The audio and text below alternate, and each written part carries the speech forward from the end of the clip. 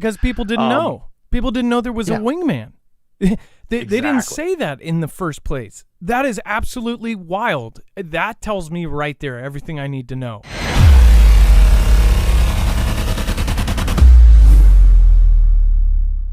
If you have not already, it helps us out if you end up going through any of our affiliates, and it helps you out if you end up protecting yourself against cybercrime. Nord is, again, one of the easiest.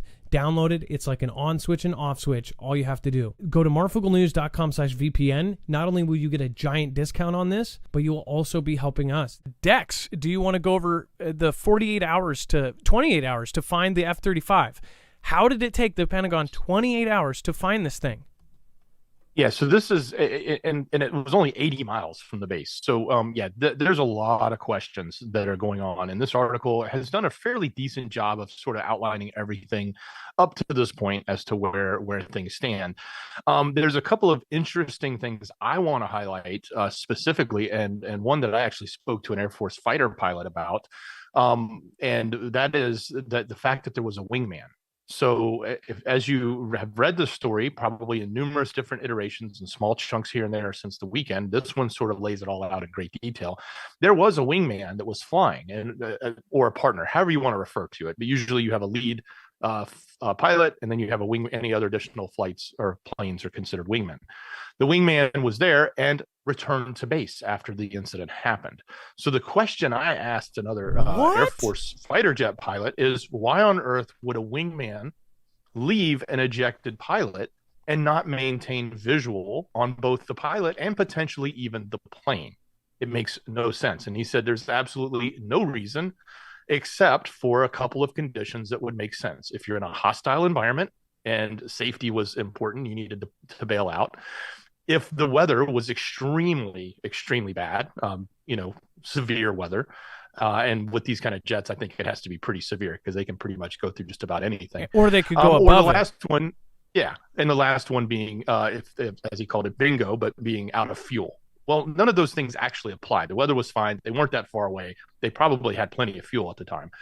But he also said, no matter what, if he did return to base, or RTB as he called it, he said that was obviously an order from a command to higher than him, because they're typically trained to watch or stay with their wingman no matter what happens. So that's an interesting question that a lot of people, I don't think, are even asking. Like, why did he return and not pay attention to where this was going down? Because people didn't know. People didn't know there was a wingman. They didn't say that in the first place. That is absolutely wild. That tells me right there everything I need to know.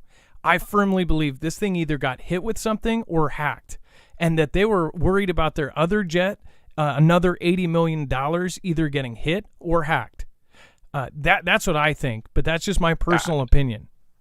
I have to agree with you on that one, Adam. I think that if something happened to that plane and they thought it was nefarious, that they probably told the wingman, get out of there because we don't want to lose a second one, right? That's my assumption. It's just my assumption. It's nothing more than that, or my opinion. Now, if you look at the pictures, and if you want to scroll down, you can see there are pictures of this crash site. So here is the other interesting thing I think about when I look at this crash site. And according to the fighter pilot I spoke to, his other concern was, hey, he's really curious why the ELT, which is the electronic locator emergency locator transmitter. It's basically, we call it a black box or whatever you want to call it. Why it didn't go off. They're actually designed to go off at around 5 Gs of inertia, which is typical of a crash. They also can be set off if the pilot intentionally flips them on. But it's basically there to put off a beacon and retain any type of data that it may have had and survive. They are actually built to survive the crash. That's the whole intention. I spoke to another person who was a former person who works for manufacturers that make these planes, and he said, yeah, those things are literally, we call them indestructible. They're meant to withstand the whole thing because that's their job, is to live after the crash and put off a signal so they can be found. So why did the ELT not go off? Why were they not able to just do that? Why do they have to ask the public, hey, can you help us find our lost plane? So those are some really interesting questions that I think haven't really been raised and should be asked and talked about. But now when we look at these pictures, here's the last thing I want to add. Looking at these pictures that they claim, and I'm going to say claim because they is the government. And as soon as the crash site was, or the debris field, as they originally called it, it was immediately quarantined off and under control of the U.S. Marine Corps. But this is what they're claiming is the site.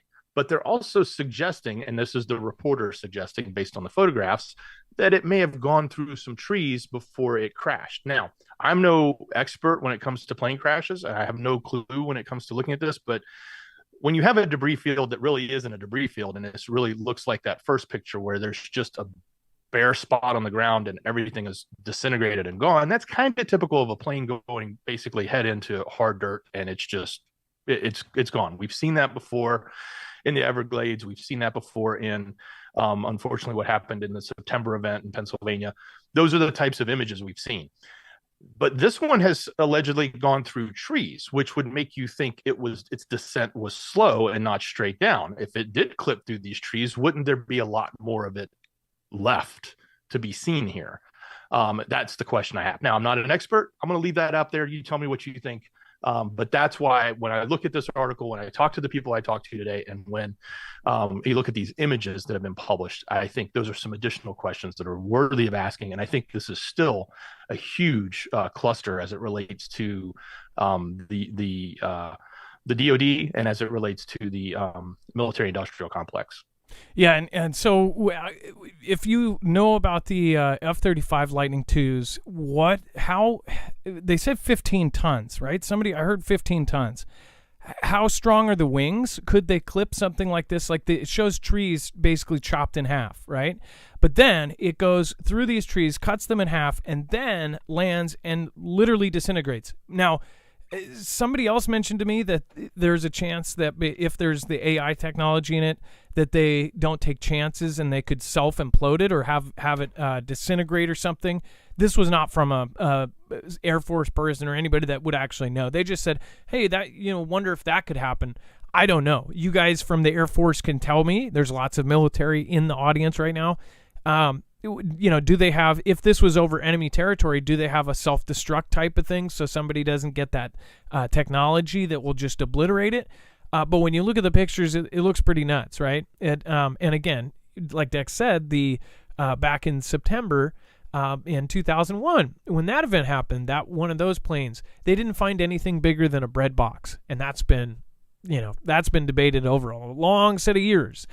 But as far as somebody says that, I think it was Michael that says they cannot be hacked. We actually just covered a story last night. They can be hacked. Anything can be hacked that has computers. They most definitely probably have, some of the best defenses in the world. But saying it's not hacked, or they're not hackable, I don't think that could be proved. I don't think that could be proven. Maybe it's not provable that they are hackable, but I don't think that they would put that information out anyways. But if you did get parts in it, if you had some sort of backdoor placed in this thing in some sort of chip, there is a chance of that. But also, even if it wasn't hacked, it could be EMP'd. We just covered the weapons that do that actually knock out the MEMS chips, the microchips that have, what is it called? Micro electronic memory electromechanical. So it's basically a mechanical chip like inertia or gyroscope. Yep. So that can be knocked out by even, say, a balloon.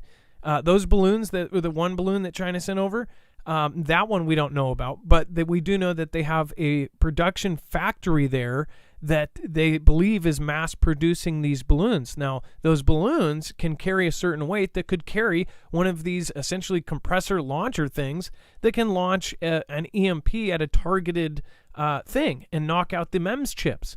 So something happened here. Why would they tell the wingman to turn around? Why wouldn't the wingman, circle around and wait for his co-pilot to land? I would think that they would have, be right next to the guy. But if not, they would be going and flying with the jet. I'm sure they realized right away what happened. They would track that jet all the way to the ground. It makes no sense to tell them to go back unless there was some reason for it, unless there was something up in the sky. Now, some UFO folks are going to say there was a UFO there and this is a big cover-up. Who knows? It could be. But for them to ask the public and for us to find out that there was an actual wingman, if the wingman knows that the other pilot ejected and he's going down, and right away he's going to know from base, people are going to know the jets stays going, he's going to know it's on AI. He's going to tell them the jets keeps going. Why in the world would the government or the military go, yeah, just let it go, when it is over land in the United States? That just does not make any sense at all. So something way bigger happened here, and I foresee what I've already foreseen, which is a lot of things are about to go down, and this may have a very nefarious backstory and something that's going on that we'll never hear about. But this is why I tell people, have a basic plan, because things are getting absolutely crazy. Dex, go ahead. And I would like to point out these pictures also validate something that you and I talked about when we first heard about the debris field, which is, wouldn't somebody see this? And the validation that I'm seeing is that this is not in an unpopulated area. In fact, there's photographs of white picket fences and very well paved roads in some of these pictures where this debris field is. So this tells, it may be sparse, but I think the real question is, are we going to hear from anybody, any witnesses that actually live there? I can't imagine an F-35 coming down in your backyard and you not hearing it or potentially even seeing it. And maybe even more, if you saw something before, you might have even pulled your phone out and captured it. So now all of that may be being scrambled to be taken and not released, but it will be interesting to see what comes of the citizens that are in that area that can confirm what they're telling us actually happened. And it has a part, and this is something we covered back, but I might have been on my own back then, but 2019, Pentagon was concerned that these planes could be hacked, that they could be vulnerable by hackers. So that says right there that they at least know that this is a possibility, that they could be hacked. Now, if they do end up coming out and say this was hacked, what is the thing there? Or if it really was a hack, or if it was an EMP attack from something, right? What does that mean? It most definitely, the story as it goes doesn't make sense. So a lot of us are going to think in our heads, then what really happened? If we don't believe the actual story on this, then whatever happened is quite scary.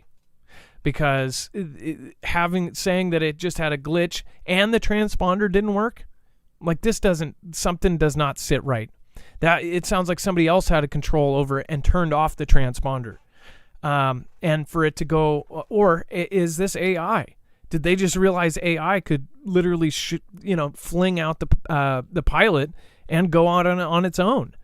They are testing, putting some of the most advanced artificial intelligence in these exact planes. Don't know if, I shouldn't say exact, but this exact type of plane, they are testing this really super sophisticated AI. Was this one of those planes? Already it has some sort of AI for the autopilot and things like that, but we're talking about a whole nother level of AI being put in these things to where they can fly without pilots. They're trying to make these unmanned completely by a certain year, which is just so freaky. Top Gun points it out, like I said the other day. Top Gun, in that movie, they're like, hey, you're some of the last aces. These are all going to be unmanned. That was not a fictional thing. That's a real thing. That's something we've covered, and even covered some of the patents and some of the things that they're passing through. And they have goals. They have deadlines and things they want to meet to try to make these all unmanned. Think about how deadly these planes are, these jets, and then think about them unmanned with no risk to life other than whoever they're attacking. So this is really nuts. All right, before we move on, I want to remind you guys, if you do want to get yourself a backup generator, this is one of the best on the market. It is one of the best too because it is so you can alter it in any way you wish. As far as it is a modular system that works like Lego.